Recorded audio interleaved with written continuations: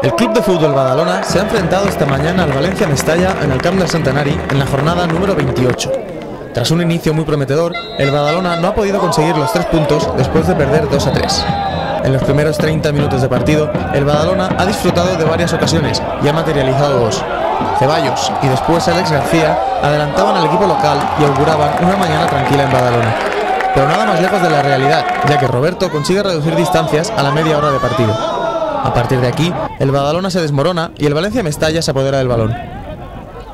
En el descanso, el míster Manolo Márquez realiza el primer cambio, retira a Manga por problemas físicos y entra en su lugar Marc Serramicha. La segunda parte ha continuado con la misma tónica de los minutos finales de la primera mitad. El Badalona no conseguía hacerse con el balón.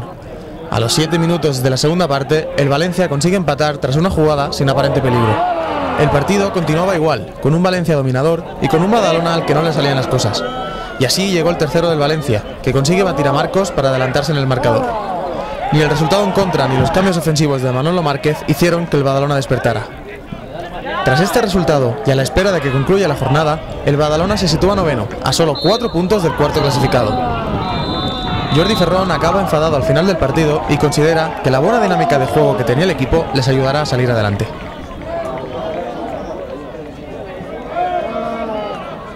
Una sensación de, la verdad que rara, ¿no? Hoy fastidiados, tristes porque, como tú has dicho, ¿no? Durante 35 minutos creo que se ha visto un muy buen Badalona y de repente, sin saber por qué, no hemos sabido capaces de, digamos que hemos hecho difícil, que era ponerte por delante y a mantener ese resultado a favor en nuestro campo, con nuestra gente, con nuestra afición, con un buen juego, animando. La verdad que te vas a casa enfadado. Hoy es un día difícil.